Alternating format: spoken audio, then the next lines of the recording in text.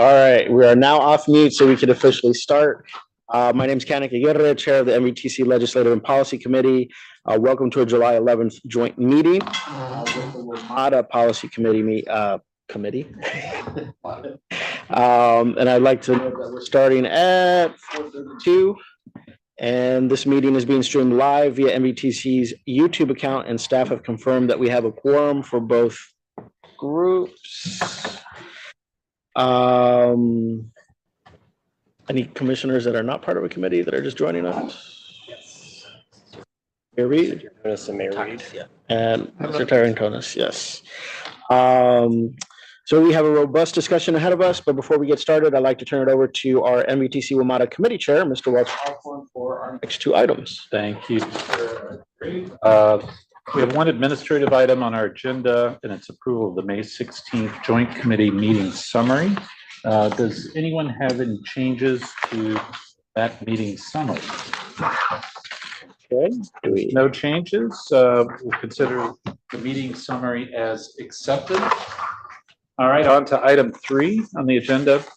For the last few years, WMATA has been working on how to improve bus service across the region, starting with the bus transformation plan, which led to the current effort to fundamentally redesign the entire Metrobus network. So I want to thank WMATA staff working so closely with MVTC. This is not the first time I've been here on this topic, and jurisdictional staff to get to this point in the process. So this evening, maybe this afternoon, yes, we're very pleased to have Allison Davis here. She is Senior Vice President of Planning and Sustainability at WMATA, and she's going to give us an overview on the Better Bus Network. All right, thank you. And I am joined by my colleague Peter Cafiero, Al Himes, and Greg Potts are also here, and so we're pleased to be here. I will say for some of you who have seen these presentations before, try to change it up a little bit, put some new information in there. So anyway, thank you. So next slide. Why are we redesigning the bus network? It's really past time, right? I think everyone kind of recognizes we haven't done this in over 50 years. Dash obviously set the bar high in 2018, 2019. Yes. And you know, we are following on well-trod path on that. And so yeah, we know the region is growing. We also know that really the travel patterns have really come to light. They have changed, but we see the essential workers who we saw staying on board the bus during the pandemic, like really seeing those travel patterns and understanding what that need is, I think has really come to light. And then really the focus on how do we make sure that transfers are good, that frequency is built in, that the times of day and the times of week when people really want to travel, that's when we're providing that service. And then obviously we know that resources are not unlimited, so we want to make sure that the service that we're providing is really using those resources, our tax dollars. Slide. So we have been here before because we've been doing this for almost 2 years. So we started back in 2022, and we were out in the public, really understanding priorities, understanding gaps that people saw in the network, and really trying to use that information to help build what we ultimately took out about a year ago in the spring of 2023. That was that visionary network. That was, you know, what does the region really need for bus service if resources were relatively unconstrained? And so we took that out. Again, we were out for 9 weeks then. So at that point, 14 weeks total of public outreach and really trying to understand, get a lot of feedback. We had 63 events over 63 days. It was a sprint. And we heard a lot of great comments. We were able to take some of that in and really revise that network. And what we came back with, which is what we are out with now, is within existing resources, what can we do, right? So what is that network? What are those service patterns? How do we really push on frequency consistency all day, all week? And then from that, so outreach ends. We are asking for comments by next Monday, the 15th at 5 p.m. Take all those comments in, and I say we are now we are starting to think through what that means and what we need to change. But taking all those comments in, revising the network, coming back to our board this fall, and board for adoption, and then ultimately to begin implementation in about a year. So That is to say, that's with our resource, like with existing resources. Obviously, we want to do more, and I think many of you would like us to be doing more. So that's what that visionary network got a path forward that kind of matches what all the local providers do, and that transit strategic plan, development plans that everyone else has, but it has a path forward of where we can go. Next one addition. Next slide. So that proposed better bus network, again, I was talking about that more frequent all day, all week service. We know when we launched the frequent service network in September of 21, the places where we created that 7 a.m. to 9 p.m., 7 days a week service, we have seen that's where we're really seeing the higher ridership than pre-pandemic. So there's kind of indicates there is that latent demand, which again, not shocking. I think we all kind of understand how that works. But like we have seen that return of ridership more so than the rest of the system. We are able in this proposed network to make those connections between, key job centers. Obviously, people ride the bus for many other reasons than just going to work. But job centers are both jobs for some people, grocery shopping for others, healthcare for others, social things, all the things that make life worth living. So having those connections, making connections, especially between transit centers. So being service, right? Making it straighter, making it actually serve ends. We have a lot of sub-service in the network now that kind of circles around on one another and comes back to where it starts. How do we string it along so that people are actually and then really trying to make it more convenient, more direct. Finally, we did, because we're taking this opportunity to redesign the whole network, this is really the opportunity to rename the network as well. So there is that involved. And then finally, with all of this, we expect to be able to carry more riders for the same resources, so that then helps us make it more efficient. Next slide. No, I'll take it. Sorry. I'm going to stand up too, because I don't know, when I get to the maps, it'll be easier. If you're on the Vice President of Service Planning Schedules and partnership with Allison on this project. So one of the things that people have asked us frequently is, you say you're using data to help drive these decisions. What data are we talking about?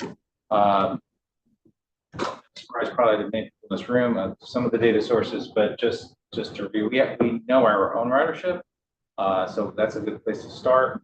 But we also have performance data on all of our routes, and that's been published really since fiscal 19 onwards. For each route, a lot of information is on our website, but that's going in not just performance, like is it on-time performance, like, but also passengers per mile, sort of efficiency and effectiveness kind of measures. The bus is mentioned. That's the Prince George's County system, because we're partnering with them and doing a redesign of both systems in Prince George's County. We also did a lot of outreach in the first 2 outreach periods, and we were actually talking today that if you add up the 3 together, we've been having outreach that's almost 6 months, almost half a year. Like this project has been us out in the field talking to customers and potential customers.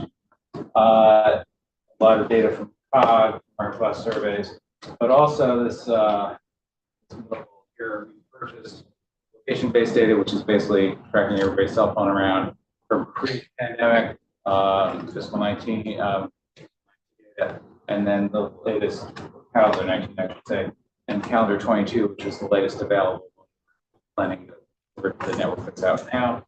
So that's really to get to people who could be taking the bus, but aren't for various reasons, to see how we can better serve them as well. You can go that to then planning the network. Talk about. We also added 2 new things to this round. One is some bus stop consolidation on a most frequent routes, looking at bus stops that are very close together within 660 feet or so, which is half of our guideline distance. Aware that bus stops are important for access for many people, but they also slow the buses down a lot. So to see, if the most closest stops, maybe make that a little better. And then the movements that I'll talk about. I'll talk about next slide, I think. More detail.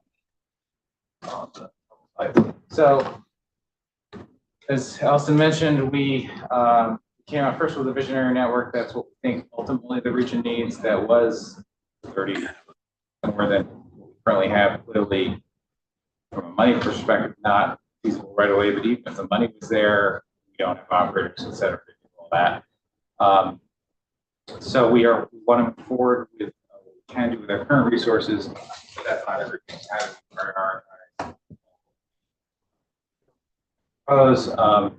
As Allison mentioned, our most effective thing post-pandemic was to all-day, 7-day frequent service.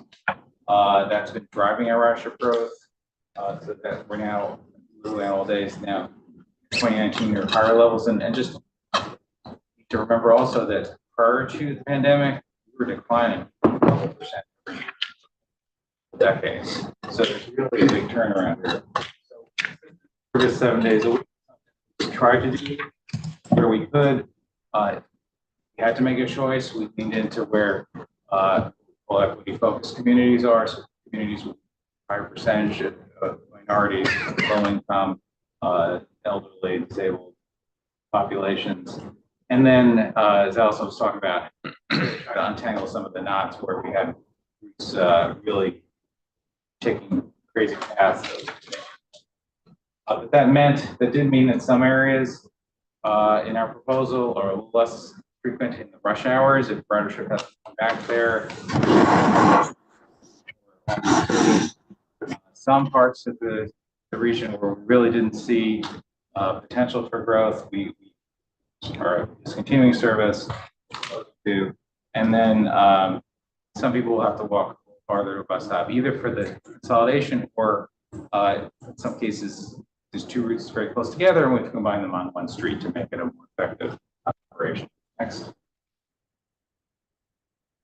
So some of the highlights of what we're trying to do, and I talked a little about this, I think Allison also, making things more effective and more efficient. And for example, on Columbia Pike, we have a lot of different services on Columbia Pike, right? So there's 4 overlapping routes that sort of do similar things. Our proposal is to really build that down to 2 core routes and simplify that as well. Also use some of that to gain other advantages. So we have basically more service between the various states, 46% more destinations that are directly connected across state lines, better connected transit centers and stations at either end of a route, so that we hopefully get traffic in both directions more. So that's, again, making more effective use of existing capacity, trying to get jobs. So we estimate 12,000 jobs within 60 minutes on transit based service. We are looking at planned growth that's out there and seeing if we can adapt to that.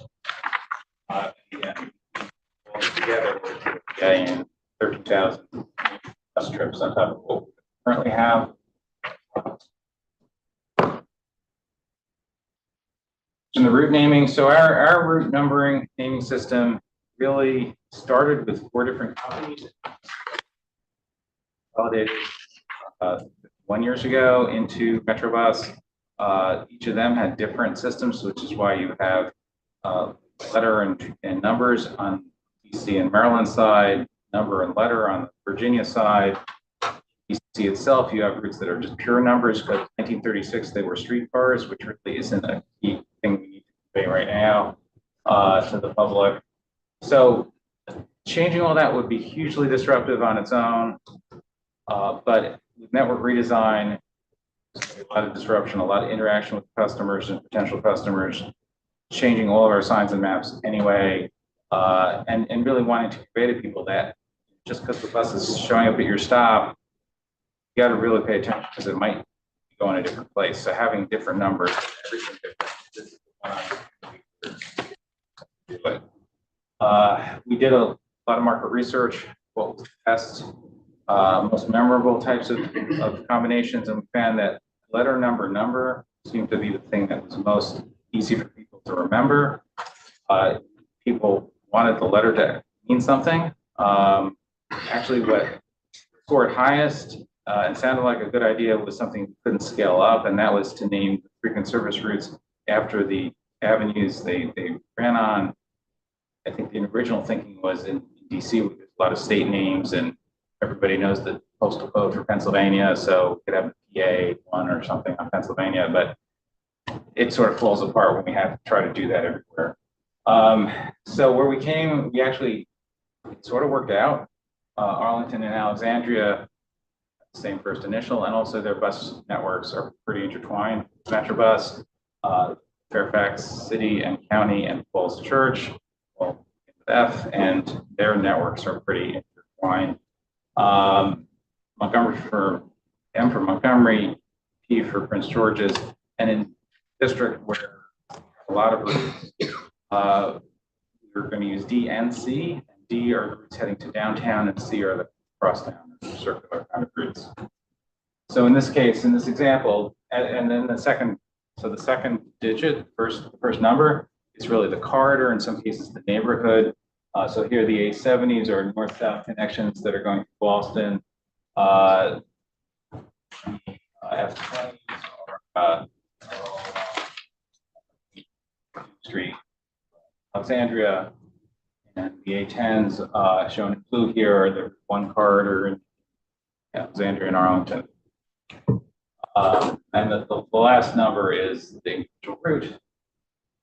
So, and we also, by the way, should point out, particularly in Virginia, we really made sure this didn't conflict with any of the other local systems that are out there, and actually allowed for potentially either coordination or adoption of this, their choice. But particularly in a lot of the work Art and Dash have done, it all really did line up with where we ended up, and that was intentional. Next. So this map shows not the entire proposal.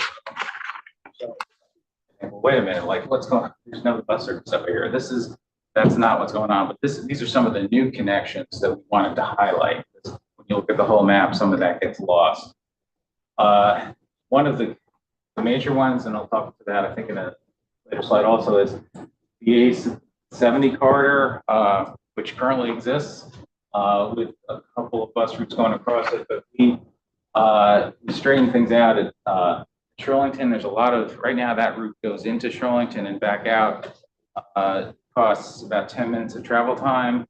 There are a lot of other options for people in that area, those areas, to get to Shirlington. This will get a clean route across Tysons to Boston, down to Potomac Yards in a straight shot. This Culmore route, which is right now sort of the tail end of Columbia Pike. This is a faster route via Shirlington up to the Pentagon, Culmore. We're proposing a route sort of keying off the West End Transitway, but coming up then directly into DC and not going into Pentagon, which also adds a lot of travel time for people if they're going straight into the district. And GMU up to Tysons, which is something that scored very highly in our last round of outreach. So those are just some examples. Next slide. So just going around the region a little bit, I'll jump in if I miss something. Talk to some of these before. We're trying to get people faster, easier where they want to go to. The A29 starts down at Lawrence Street, goes up into the district. It's the one I talked about before. We bring service along Duke Street and out harder. That's the 29 and right now, right? So basically trying to coordinate those frequencies so we're serving the corridor and next. Sorry, one second. Yes. You said the The 29K and N are switching to F23 and 24. Yeah. And why aren't we just making one route, saying duplicative routes when they're basically the same route? That's just a slightly different loop towards the end. The visionary proposal had those proposed as one route. Unfortunately, that was one of the concessions we had to make to get the plan back down to cost neutral, because we had resolved it in the visionary by having everything operate as F23s. So essentially the George Mason to King Street Old Town Station alignment. And then there was another route, the F26, which we currently show terminating at NBCC Annandale campus. And the visionary network, that F26, which is being extended up from NBCC Annandale to Vienna Station, therefore filling that gap on Pickett Road and the connection from Little River Turnpike west of the Beltway to people that want to connect to the Vienna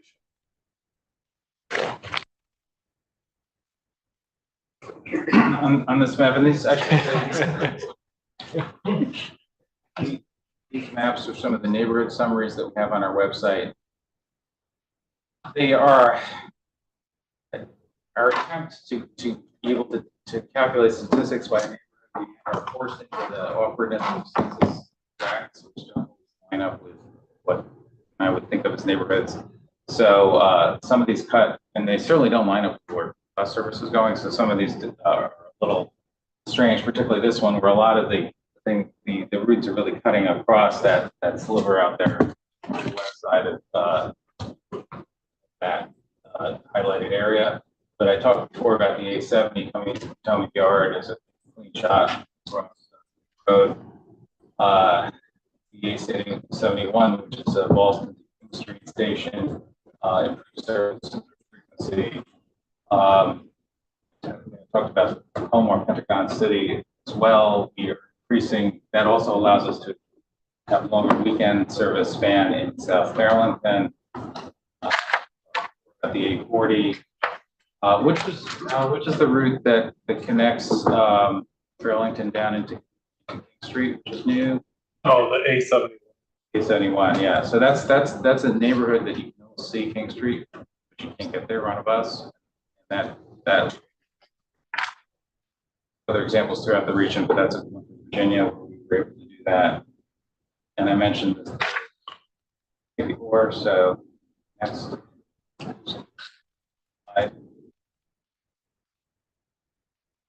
Out in the western County, expanding service on middays and weekends on and Fair Oaks. The X64 is taking over the 2B corridor out in Road Lane. We're actually increasing service a bit peak there with this plan, as well as connecting up to Tyson's, which is a key destination that connecting from GMU up that market. New services, again, we mentioned 2024 before, and group services across the Mosaic District.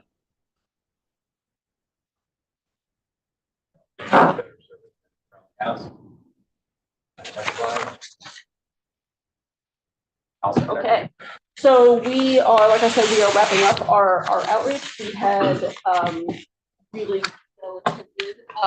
Discovery Day / public hearing at the Arlingtonville Community Center on sorry.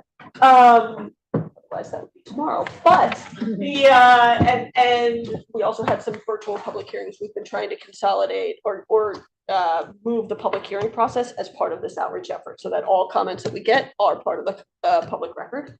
We've had a bunch of pop-ups. We're going to where people are, right? We understand that, yes, some people are going to hear about it on Nextdoor, on social media, on, they're going to get our newsletter, but honestly, we really have to say, we got to go to where they are.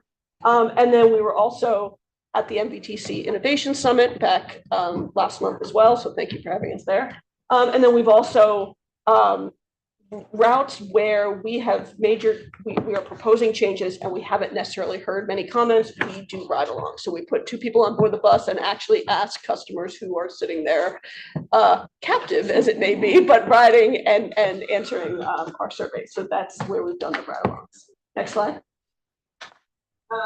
So again, we've got online opportunities and we're asking that all comments come in through this portal that gives equal access to every single person. It's not because they know someone that they can get their comment heard, pushing everyone into that online portal.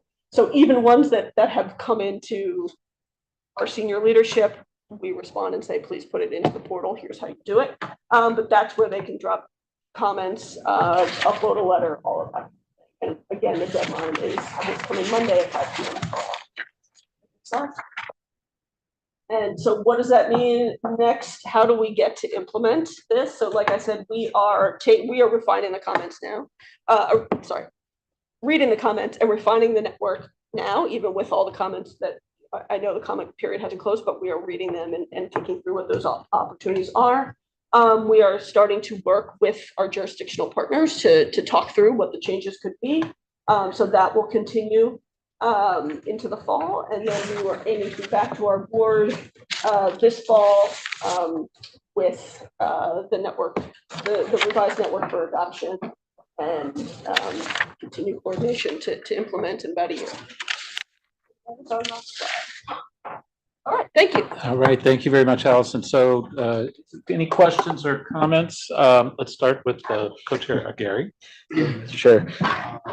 Just to clarify, the F20, is that the 28A now, or is 28A, is that gonna be else? Yeah, that's the 20. Okay. You know, I gotta take care of my 28A, so. I think yeah, there's a minor modification proposed to not go through the West Wall station. Interesting, okay. And then when you were saying, trying to work in tandem with the local service providers, so the A29 has an almost exact same route as the 35. One of my concerns is just service along Van Dorn, specifically between, you know, Taney and the Mark Center. So I'm kind of curious why you guys are going up to Beauregard. Well, this might be too in the weeds for this meeting, but maybe we could talk a little bit more offline about it in terms of, you know, some of the decisions on that. Because that's a topography issue, because it's a very steep incline there, and we have a lot of students that are trying to get to school, and they're relying on bus service to get up from between Taney and Kenmore, if you will. Okay. Yes, we can definitely talk on that offline. Okay. All right. Thank you, Commissioner Walkinshaw. Yeah, thank you. First, I've been really impressed by this effort throughout. I mean, I think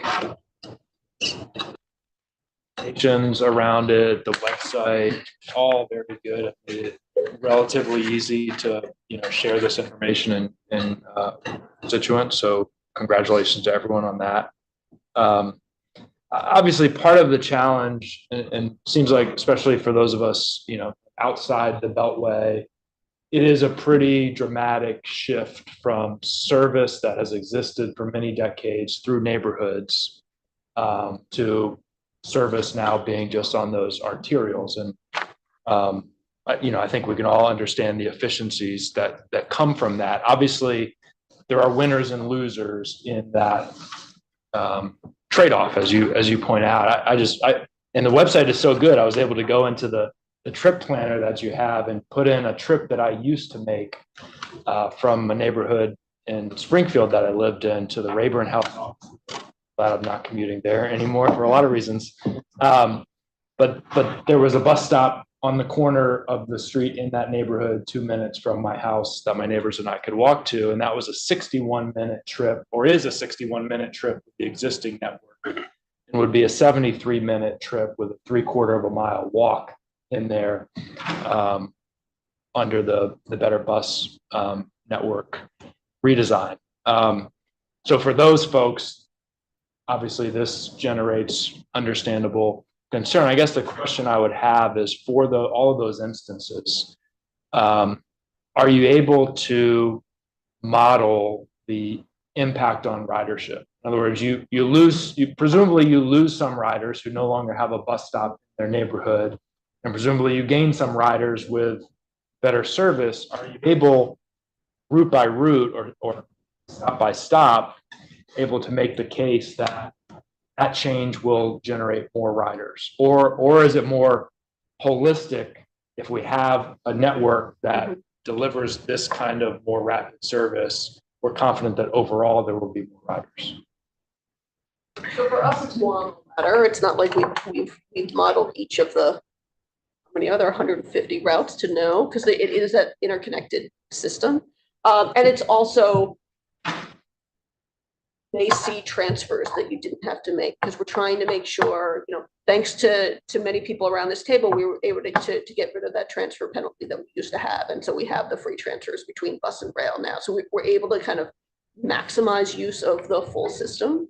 So that didn't quite answer your question, but the impact on ridership is system wide, right? It is at a full network. I will say that, unfortunately, we haven't seen the return of, the office worker, like system wide rail and bus. And so that's what has led us to move away out of those kind of commuter focused routes and be able to repurpose those resources to other needs. Yeah, and one broad point, and this will be something the WMATA board will have to wrestle with, as we're talking about the need for dedicated revenue. Dedicated revenue means everybody pay. And if fewer and fewer neighborhoods are served by Metrobus across some parts of the region, building that coalition of support for that dedicated revenue gets more challenging for those of us who believe in it. Not an easy answer to that question. And one more specific question. What would the impacts be on Metro access? Because the Metro access service area is some radius outside of the fixed bus, rail, and bus routes. And obviously that area would shrink under this proposal. So are there people who currently live within the 3/4 of a mile of a route, so they're served by Metro access, who would no longer, and have you looked at that across the network? Yeah, it's something we're still looking at, but we believe it's much less than.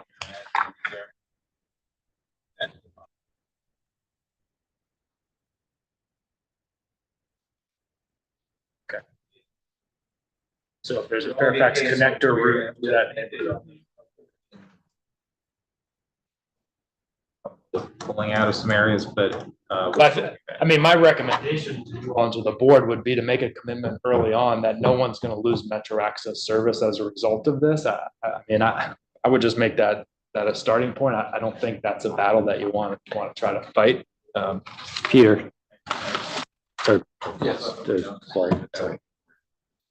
Sorry. Yeah, I think Metro access is separate from this discussion here. There's requirements that we have a service area, and there's no envisioned changes to Metro access. In fact, if anything, we're expanding access in a lot of ways and doing a lot of outreach to people who may not know they have that kind of service available.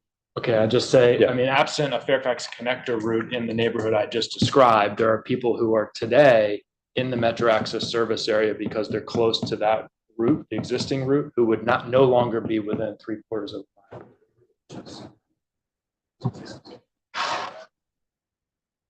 Just based on the map, there are some people, maybe it's not a lot.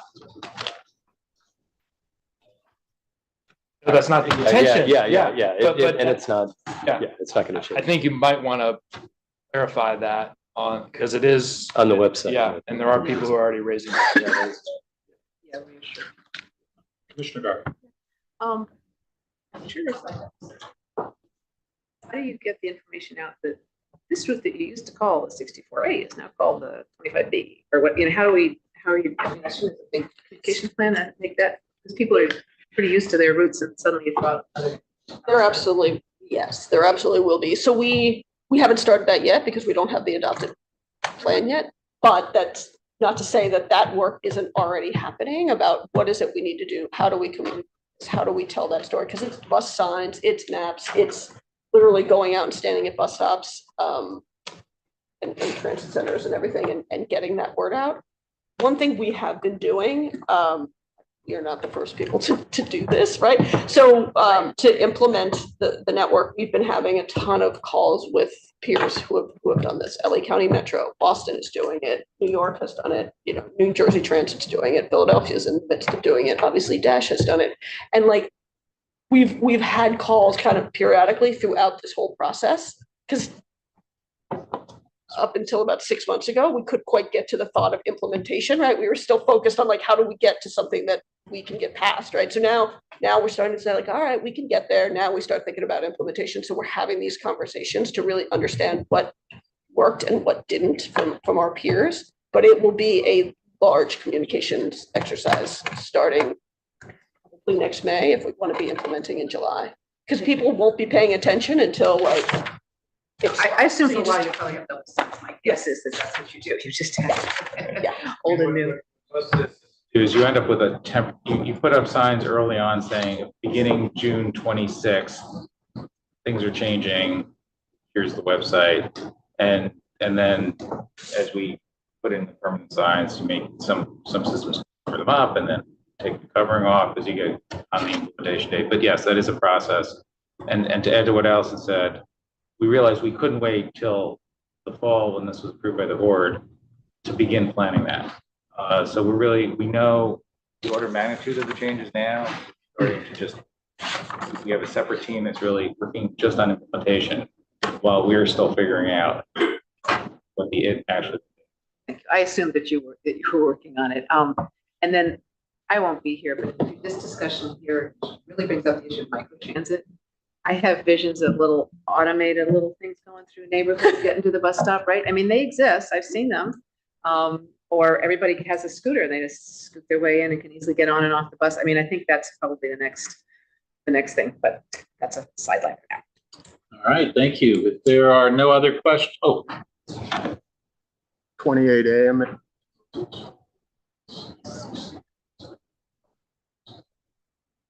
Route. So what happens to 28A? So, I mean, that's one of our most successful routes in Virginia in terms of frequent service route, and it's been growing. And as Al mentioned, I think the only change right now right around the West Falls Church station, to not sort of take the long detour in because it already also gets the East Falls Church station. There are really longer term plans that we talked about here on strengthening the Route 7 corridor. So we know that that's future. This doesn't preclude that. This actually is continuing to set that up. I think the visionary plan also extended it further into. So we have some additional enhancements over the next few years, but right now.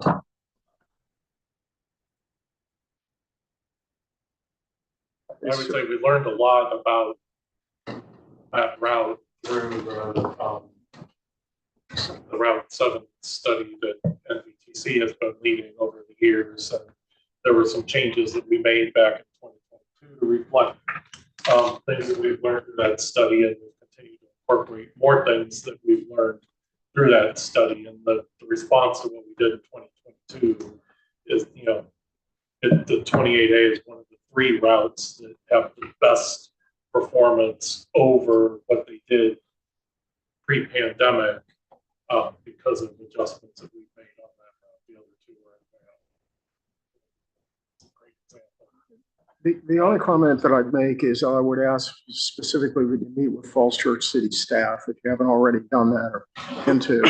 I note that at the West Falls Church, thousands of new residences, businesses, a huge amount of development, Metro, Fairfax County, City of Falls Church. So it strikes me, at least on the surface, a little bit odd that you would remove that as a stop, considering the amount of new development, in addition to a high school where we'd like to get our students riding Metro buses. So if you could, I don't want to go into take any more time today, but that's a particularly sensitive and worthwhile, I think, discussion for both Metro and the city of Falls Church and, of course, Fairfax County, Alexandria, and Arlington, because it affects all of us. Second point I want to make is a more generic point with regarding the role of NVTC. It would be really helpful if NVTC had a briefing and an opportunity to discuss the final recommendations before they're finalized by the Metro Board. I wanted to make sure that that's built in to both the NVTC and Metro Board schedule. I think NVTC in our jurisdictions have more than a little interest in the final proposal. All right. Thank you, Mr. Schneider. If there are no other questions, let's move on to the next item. And I'm going to turn it over to Chair. Chair Alcoa. So item number 4 is our MVTC work towards long-term sustainable dedicated funding. And it's something that we've been talking about for a long time. And it's getting our transit agencies on a long-term sustainable funding path that sets them up for success and provides our jurisdictions with financial predictability. Alan is going to give us a quick status update on where things stand with SJ 28 and the DMV moves efforts. And then Senator Eben will walk us through staff's preliminary list of recommendations for the annual report on WMATA. Also, please keep in mind that all of this work will directly inform NVTC's 2025 legislative agenda.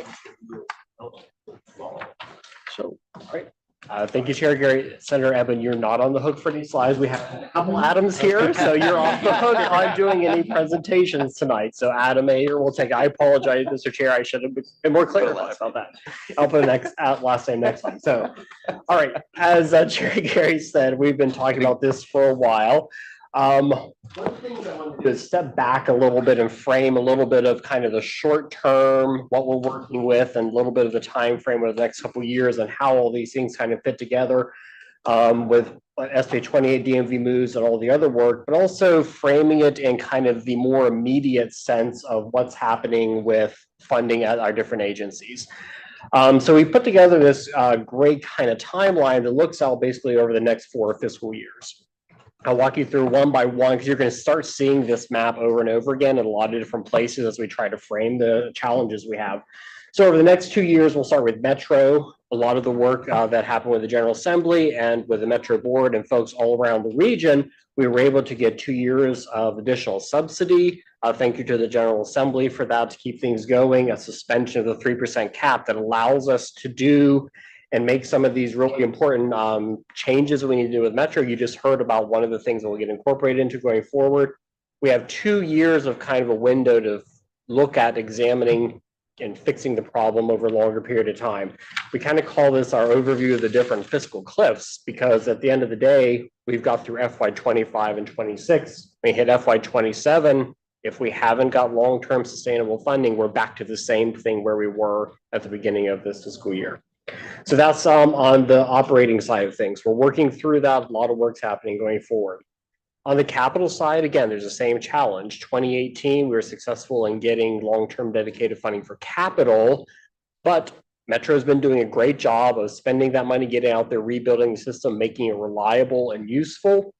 There have been a couple things over the years. We use the PM Flex as one of our funding tools. That does accelerate the use of that capital capacity to some extent. So I think right now we're projecting for FY 27, 28 timeline, we run out of that bonding capacity. At that point, all of the money is going to go to pay debt. Now the debt will pay for all the great improvements we've made over the last couple of years, but it's a challenge. We still have a state of good repair backlog. There's still things we need to do to maintain the system over the long haul. Jumping down to VRE, they were at the benefits of several different COVID aid packages. So they have some funding they are still expending right now. They're looking at a projected shortfall on the operating side of things in FY 28. So again, all of our transit systems have some sort of challenge they're facing going forward. Our colleagues to the south at OmniRide, they had a challenging year this year, trying to fill some funding gaps, dealing with limitations they have with the gas tax and some of their other sources. But they had that very, very challenging budget process this year. So they've kind of already hit their fiscal cliff. Then jumping down to local transit agencies, a little bit harder to put onto one slide, but basically, we rely on the state for a lot of funding. There are partners going forward with this and partners funding transit merit. A lot of money for capital and operating is a great source that all of your systems use. We've had a couple years of uplift funding from the Commonwealth that came from COVID aid, one-time things. DRPT's done a great job managing some of those funds to kind of find every one of those dollars and cents to roll back into the merit program. So starting in FY26, which is the next fiscal year, everything's going to go back to what happened in the 2020 omnibus bill. Rearranged everything, got us on a little bit better footing. The pandemic hit. We recovered a little bit from there. Now we're kind of getting back. But what happens is actually going to be a decrease in available funding starting in FY26. So just one more contextual challenge for all the local transit systems sitting here. Next slide.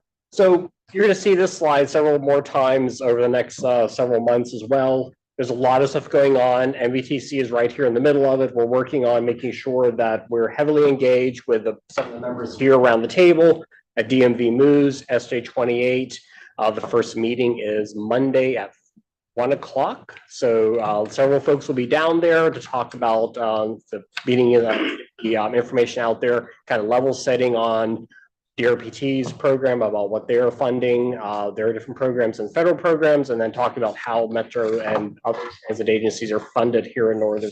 So a lot of work's going on. MVTC has a lot of different inputs that go into that to make sure you all are well up to date of what's happening. Next slide. Now, one of the things I want to hone a little bit deeper into is the staff level working group that we're.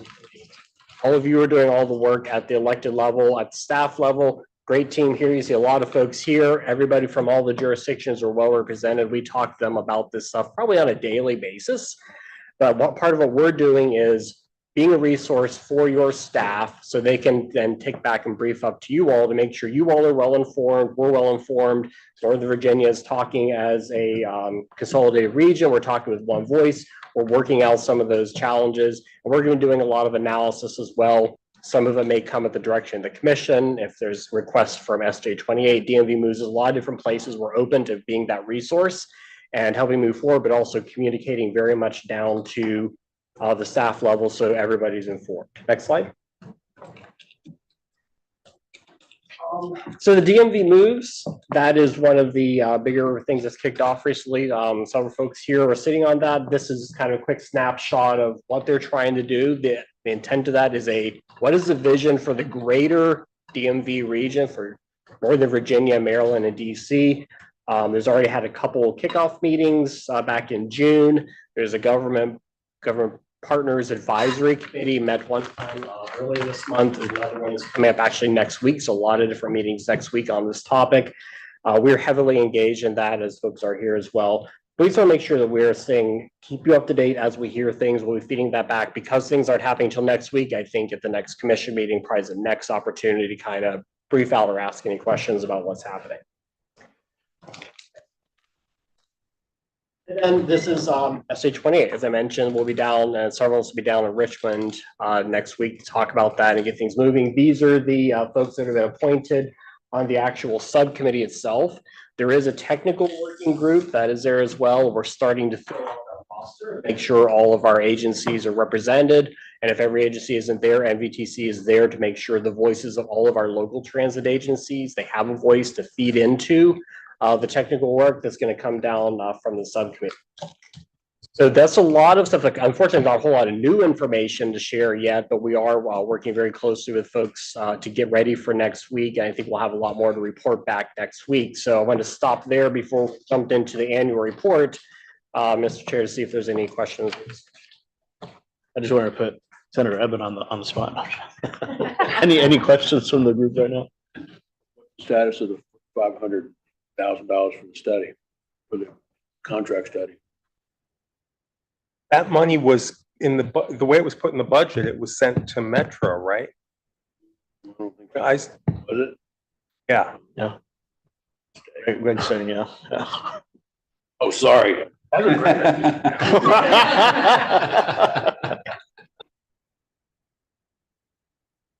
Is there any, you got I guess it was $500,000 more than the final number was that you were seeking. So that money was intended for a consultant study, but I don't know that it was specified in the appropriation. We can have conversations around that. I probably want to talk with the state about that. And other like so. Careful. Well, Let's talk very carefully about that. Because I, this is being recorded, right? yeah, because I don't know that there's a way that we can like receive it back and then reprogram it because the budget's already been done. So we should talk about whether or not Metro has the ability to contract for that for us, if they'd be willing to. Well, in some ways, it's better. Yeah. We gotta just make sure that we're in charge of it, right? We'll, Mr. Fry, if you wouldn't mind having some follow-up, with WMATA and Mr. Potts. Absolutely. We will facilitate and make sure the folks talk about this going forward. So that I understand, Mr. Chair, does that conversation some part of it need to happen before Monday at 1? Not necessarily. Okay. But I think some kind of direction needs to be, More clarity. given sometime soon moving forward, because this is going pretty fast, right? Yeah. And this is supposed to be a McKinsey level consultant. It's another. A top tier. Top tier. Sure. Okay. Consultant. I don't know. I think they, charge DC a lot for, garbage cans. Yeah. City. Or New York City, sorry. Is there a transit consultant that is Just a couple. Yeah. HNTB available? Well, Mr. Fry will follow up. We'll have to work on some information to get folks talking together to move forward with this. How to decide, sorry. How to decide what. Decide. We gotta get going. Look, to your point, it's moving fast. I don't want it to, but then it comes with certain things, right? So. Other questions? Right. So as you all know, every year we produce a report on the annual report on the performance and condition of WMATA. We're required to do that every year. Adam's going to walk us through some very preliminary recommendations that staff have developed. I think you're going to see a lot of consistency from last year. We're continuing the same vein of work, but there's some slight nuances, things that have changed since last year. So I'm going to turn it over to Adam. Thank you, Alan. Thank you, Mr. Chair. So again, tonight, just a kind of preview of what we're looking to kind of run with through the fall as part of the recommendations for this year's annual report on the performance and condition of WMATA. We are still relatively early in this process, so we will circle back with the Joint Committee a couple times this fall before a full briefing to the Commission in November and approval in December. Each recommendation here is entities that you can see in parentheses at the end of each one. We've also noted the sort of mechanism or process whereby each one is advancing green. So the first three here in the gray box are really the key recommendations for this year. The first is self-explanatory given our earlier discussions today. The second deals with keeping the Commonwealth's two-year budget as is in the next session, while the third speaks to the fact that although the 3% cap is suspended right now, we will want to establish a revised cap by FY27. This is a topic that we'll come back to the committees with over the next year. The fourth here is new and effectively replaces last year's recommendation to raise fares. And Metro, of course, did a couple weeks ago raise fares for FY25, so we'd now like to see those service levels maintained as ridership continues to grow. We did talk some in May and then at the June Commission meeting about the reserve fund policy that Metro is rolling out. So that's something that we'll, again, have more about this fall as the Metro Board takes up that item. On the next slide, 7 here is also new, and this one is kind of meant to address some of the low-hanging fruit that we've talked about through the DMV moves process. So this is thinking about ways that we can find some cost efficiencies in the way that regional partners work together with things like fare policy, procurement. And then numbers 8 through 10 are pretty much direct carryovers from last year. So we see some value in advancing. We have tightened up some of the language and as a result of the conversation we had on this topic in May. So those 10 are kind of what we're working with at this point. So any feedback that the committees have at this point, we'd like to again take and run with this fall as we build out the report.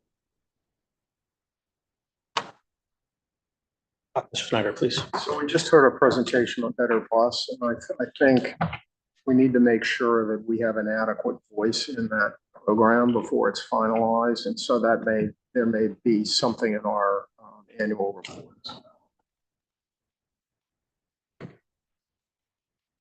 I see staff jotting that down, so definitely heard. I had a quick question. You don't have to give me details. It's kind of a yes or a no. For number 3, in Maryland, there's some type of point of contact group. Yeah, I think it's, they suspended their cap for a couple of years as well, very similar to what we achieved here in Virginia. They did 3 years, we did 2. There are conversations, at least at the staff level, make sure that they're understanding the policy implications, what it means to us, what it means to them. So it's not going into a vacuum. I think we have been talking to folks over the right folks over there. Hasn't quite made it up to the higher levels when it comes to either Virginia or Maryland, but the conversations are ongoing and we have receptive ears and folks that want to talk about this because we don't want to get back to where we were in FY27. No, good to hear. Yeah, because this is, we have to make sure that we're working jointly in that. And so I just want to make sure, like I said, it's not a vacuum. Yes, Ms. On Garvey. that line, maybe a crazy idea. What about a joint meeting with that group? I don't know if we're at that point yet. Not now, I'm just saying it's some.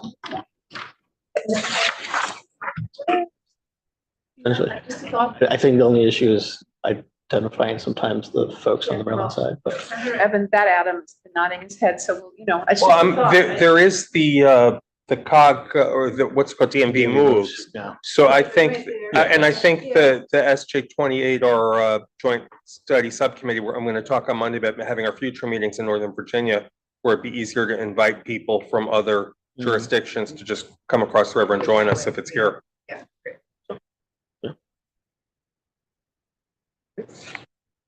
And I believe Maryland has, what's it called? The Blue Ribbon Commission or something like that they're doing. It's actually, it's an acronym, somehow it's TRIP, but Yeah. they have a commission on transportation revenues, infrastructure and revenues. I think They do, and they are, they're kind of against the wall. They're struggling. Yeah. So trying to figure it out.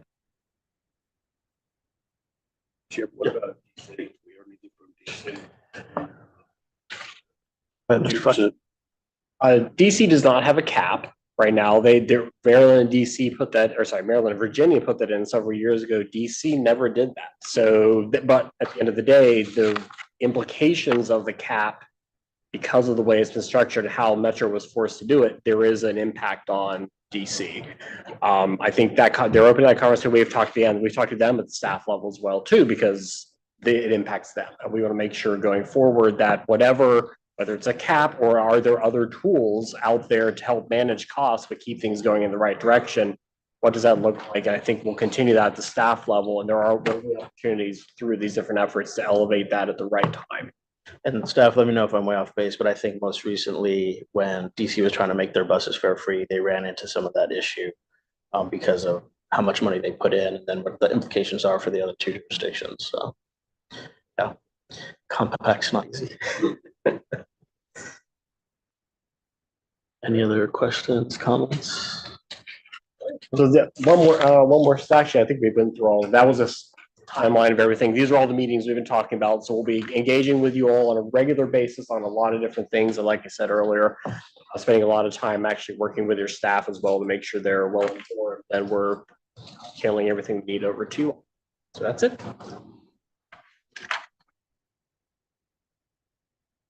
Okay, so the last item, thank you. At the last commission meeting, there were no updated commissioners that the WMATA board would be discussing the Metro Rail and Metro Bus subsidy allocation plans this year with the idea of updating them.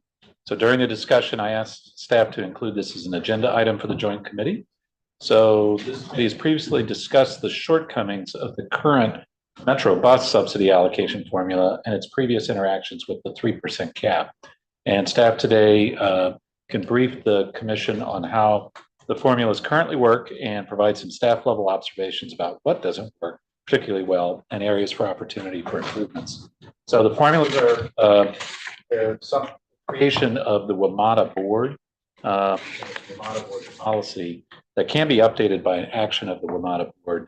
So it's important for this committee to be respectful of some of the political considerations in the board's process for these sensitive conversations. So Mr. Smedberg's not here right now, but I'm sure he would second me on that. So please take it away. I'll second you on that one. Okay. All right, thank you, Chair Alcorn. So by way of background, WMATA has three modes: Metro Rail, Metro Bus, and Metro Access, and there's a variety of formulas for each of these modes. As was mentioned, these are board approved. It's a common misnomer that these are in the compact. They're not in the compact. These are something that, as Mr. Alcorn said, the board can update at its discretion. The formulas use a number of different variables depending on each mode. Broadly speaking, the way to think of these is that Metro staff calculate the expenses for a mode, they subtract out the revenues, and that comes up with a subsidy. And then these sort of inputs are used to determine what each of the jurisdictions, what their percentage share of that subsidy is. So it's kind of a bottom-up approach. Then you add all that up, and that gets to the operating subsidy bill that our jurisdictions all pay, and that we've all talked about in the last few years. Broadly speaking, these formulas attempt to capture the benefit of a mode to a jurisdiction, as well as how much service is consumed or demanded by a jurisdiction. The bus formula right now in particular has components that partially include the level of bus service in that jurisdiction as a factor. The Metro Access formula is entirely driven by the level of service provided. Rail, being a regional system, is a little different. Overall, many of these formulas are decades old, some many decades old. And especially over the last, I would say, 10 years, WMATA staff and jurisdictional staff have a lot of experience about what's currently working, what's not working, which I'll discuss on the next slide.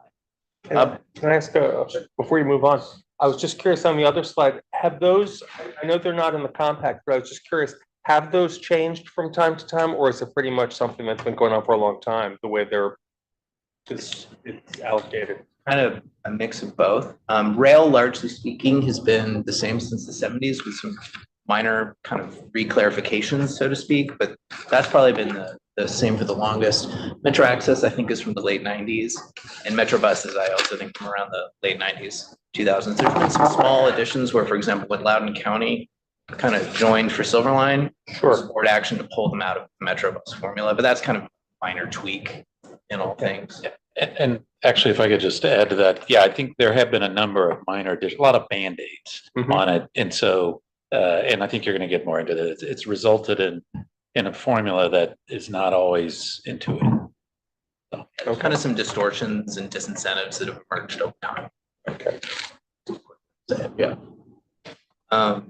So before I go on, I do want to highlight that for the board, as was mentioned, bus and rail formulas are the areas that the board is considering updates for, and that bus formula conversation is integrally tied to that new bus network that Allison and Peter presented earlier today. Next slide, please. So over the years, we've accumulated some experience about what's working, what's not. As we have cataloged with the WMATA committee over the last 2 years, we've talked a lot about bus. And so one thing we've noticed is there's a large and growing disconnect between how much service a jurisdiction receives and how much subsidy they owe. There have been problems interfacing with external grants through the bus formula. It's specifically choice, but that's not one. And we're early in the process on the rail formula conversations, but we do intend on deeply engaging jurisdictional staff on all of these conversations over the summer. In these early discussions, we do see some potential opportunities in a broader formula update. There's opportunities to enhance transparency and auditability of the formulas, opportunities to sort of better enable external grant funding if that is what various stakeholders want to do. I think there's opportunities to better improve the link of how much service a jurisdiction receives and how much they pay. And there's also opportunities to address disparate fare enforcement policies in the region, as well as levels of fare across the region. Next slide. So this slide is a timeline that shows the relationship of the 3% legislative operating cap and its interaction with traditional formulas. This is directly tied to what Alan was mentioning earlier about the cap and sort of the future and formula. By way of background, that was enacted by Virginia and Maryland in 2018. It was implemented in the fiscal 20 Metro budget and used for 5 years. There was a direct conflict between the 3% operating caps and traditional formula. That conflict created a number of unintended consequences that we've found detrimental to our jurisdictions. And I have a background on this in the appendix slides, but we can kind of touch that later as needed. The WMATA board during that sort of 5-year cap period used a modified subsidy allocation formula in order to comply with that legislation. And again, that did create those unintended consequences. In the FY25 and 26 biennial budget in Virginia suspended the 3% cap for a 2-year period. So that's the cap suspension in dark green. But it will come back in fiscal 27 pending any future actions. So it's important to note that that conflict will resume when enforcement of the cap is resumed. And as Alan mentioned, our 2023 annual report recommends revising that cap to help address these issues. But at least for this slide, my main goal is to convey that we have a 2-year window, which is a huge opportunity to update the formulas and help reset the subsidy numbers during that cap suspension period. And that the long-term conflict between those two things is still unresolved and something we have our eyes on. And I have additional sort of background and numbers in the appendix slides, but that concludes our sort of update on how the existing formulas work. Thank you very much, Andrew. Questions on formula, WMATA formula sheets? Is there a lot of resistance is there to the rail changes? Everybody accept that there needs to be some changes? Or is there people who think, no changes are necessary? That's a great question. I think there's an openness to discussing it across the region, just because I wouldn't call this quite a Frankenstein's monster, but it's approaching that. And, with a few more Band-Aids, it's going to look kind of like Frankenstein. So yeah, I think there's a lot of sensitivity. No jurisdiction wants to subsidize another jurisdiction's transit. But right now, particularly as new services are added, it's not always clear, particularly on the bus side, what the result will be to the subsidy. That's part of what's being worked out. I think there is an openness, though, across rail and bus to at least look at it. Yeah, I would say definitely openness on rail. I think bus is where there's just a bit more concern. Yeah, right. Yeah, in Virginia. Yeah. So can you, I've been under the impression that there's some in the compact or somewhere, there is something 31, 29, 32 or something like that. You're shaking your head, which is disabusing me entirely, and your slide makes that just not true. Is that That's right? not in the compact. Okay. It's just the result of the formulas since the 70s, 90s, and 90s. The application of the board approved formulas now results in, you could call it a blended, once you look at everything together, I think Virginia ends up in the high 20% once you look at everything. But that's how those numbers get calculated. And so those can change every year right now, depending on the various inputs and pushes and pulls that are at play. So it's fair to say that there's some stakeholders who want to focus on the results of those percentages and change the results of those percentages. I'm not sure. Dogmatically, but yeah, I don't know. I think I think there's a general understanding that pushing that too far in any direction is going to no-go, for somebody. And remember, on the WMATA board, each jurisdiction has veto authority. Yeah. So it has to be worked out more or less as consensus, across Virginia, Maryland, and DC. And therefore, I think what's driving this more is just it's hard to work with now. Sure. It's hard to predict what the subsidy is going to be from year to year. and also what the impact would be of changes in service. Right. Particularly on bus, but somewhat on rail. And there are some, there are some long time concerns. Yeah. Some of which we have, some of which other jurisdictions have about the formula as well. And those are, it's going to be a number of meetings the model board's going to have. Super helpful. Our concerns being the reasonable ones in the other jurisdictions. Absolutely. That's right. Absolutely. And I think I would add that, until there is that long-term funding source, functionally, this is the same pie and you're figuring out how to slice it. So, Yeah. it's a zero-sum game to a certain extent. Sure. But I think like broadening that into thinking about the future and sort of a longer-term funding source and what we're trying to solve helps move it away from sort of the older sort of view of that where it's fixed resources kind of thing. That's at least, I think, our hope at a staff level, that we can kind of help move that conversation forward and help unpack some of the problems that we've seen that can help get predictability and clarity. Great. That's helpful. Thank you. Okay. And I hope the folks in Richmond on Monday, you guys fix it all Monday and let us know. Okay. 10 minutes of the. Any other questions on formula? Issues? Process question.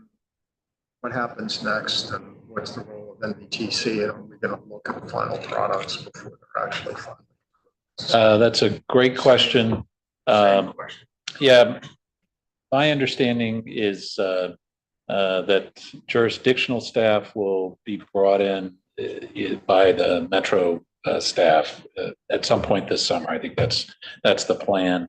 Mr. Letourneau is actually chair of the WMATA Finance Committee, so he's kind of going to be on point for this. So I'm sure he would be happy to bring it back here for recommendation. Yeah. Thanks. Other questions, comments on formula? Okay, then I'll turn it back. I think that's it. Yeah. Any other questions for the comments? I just want to remind everybody, the next joint WMATA Ledge and Policy Committee meeting is scheduled for September 19th and thank you. Thank you.